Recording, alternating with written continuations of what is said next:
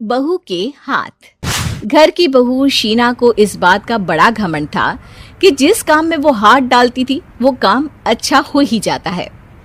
शीना की हर बात में हाथ का इस्तेमाल जरूर होता था। एक दिन शीना का पति आकाश उससे कहता है, कल जो वो भिंडी बनाई थी ना तुमने, वाह वाह वाह वाह, मजे आ गए। मैंने अपने हाथों से बनाई थी। मेरे हाथों में वैसे भी जादू है, जिस चीज को छू लेती हूँ सोना बन जाती है।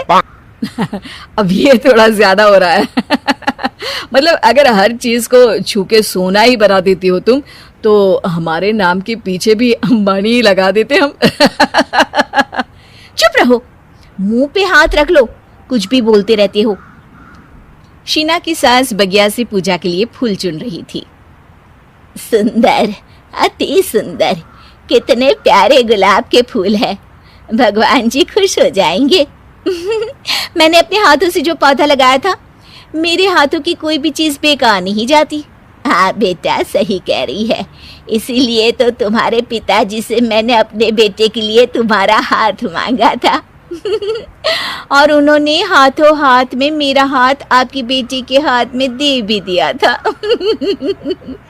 हाँ बेटा, वो तो है, पर मुझे ये बता, तू ये हर बात में हाथ क्यों बीच में लेकर आती है? माँ जी, पंडित जी ने हाथ मेरा देखकर नैनीताल में कहा था कि मेरे हाथ जगन्नाथ हैं, मेरे हाथों से कभी कोई काम नहीं बिगड़ेगा। तो मेरे हाथों की तारीफ तो मुझे करनी पड़ेगी ना। हाँ हाँ, ठीक ही कह रही हो वैसे। तो मिलाओ हाथ इसी बात पर। शीना को न सिर्फ इस बात पे गर्व था कि उसके हाथ से सब अच्छा होता है, बल्कि घर के सारे काम भी वो पहले अपने हाथ से करती, फिर कोई दूसरा उन कामों को कर पाता। एक दिन शीना कपड़े धो रही थी। अरे घर में वॉशिंग मशीन है तो सही, खुद क्यों थक रही हो? कपड़े पहले मेरे हाथ से धुलेंगे, फिर वॉशिंग मशीन से। पहले हाथ की सफाई, फिर मशीन की धुलाई। अगर आज डाकू गब्बर सिंह होता ना, तो वो ये हाथ मुझे दे दे ठाकुर तुमसे जरूर कहता, और मैं तो दिलवा भी देता तुम्हारे हाथ। हर एक काम में हाथ बटाओ, ज्यादा जुबान न चलाओ, वरना दूंगी एक उल्टे हाथ से। क्या दोगी? कपड़े दूंगी, लो निचोड़ो। ऐसे ही एक दिन, अरे बहू, ये सोफे पर चढ़कर हाथ से पंखा क्यों घुमा रही हो? माँ जी, क्योंकि मेरे हाथ से घूमेगा तो ज्यादा अच्छे से हवा देगा। अरे बेटा, फिर तो तुम गाड़ी का पहिया भी हाथ से घुमा के मायके जाया करो। एक बार आकाश ने घर पर कार लाने की बात छेड़ी। माँ, सोच रहा हूँ कि एक कार लेकर आता हूँ। ले ले बेटा, क्यों नहीं? अरे पैसे हो तो हवाई जहाज भी ले लेना।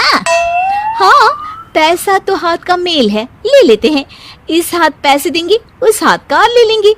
मुझे तो लगता है कि बहू कार भी अपने हाथों से धक्का लगाकर घर लाएगी।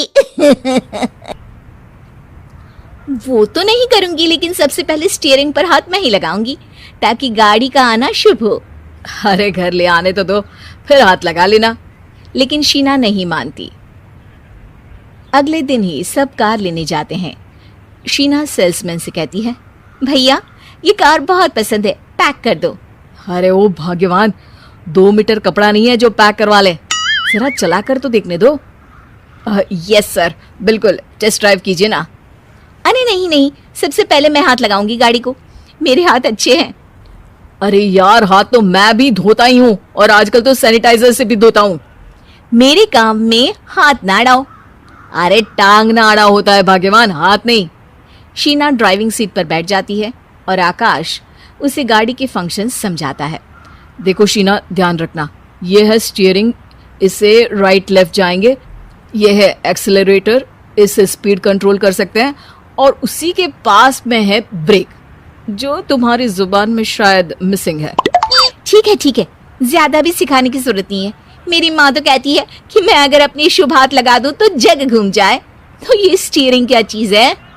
शीना गाड़ी स्टार्ट कर देती है और स्टीयरिंग को घुमाते हुए एक्सेलरेटर पर धीरे से पैर रखती है, और शोरूम के बाहर के एरिया में ही गाड़ी घूमने लगती है, जहाँ दूसरी गाड़ियां भी रखी हैं। देखा मेरे हाथों का कमाल। अब ब्रेक दबा दो, आगे गाड़ी है।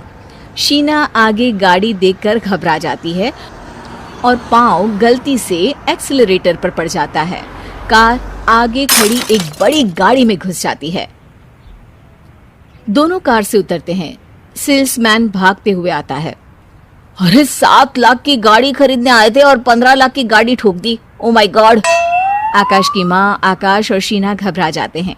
इतना सारा पैसा कहाँ से आएगा? तभी वहां मैनेजर भी आ जाता है। पूरा माजरा समझता है। अरे टेंशन मत लीजिए, गाड़ियों का इंश्योरेंस था।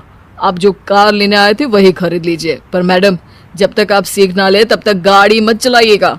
अभी तो आपने गाड़ी बस ठोकी है, जिसका बीमा भी था, लेकिन सड़क पे चलते हर इंसान का बीमा नहीं होता।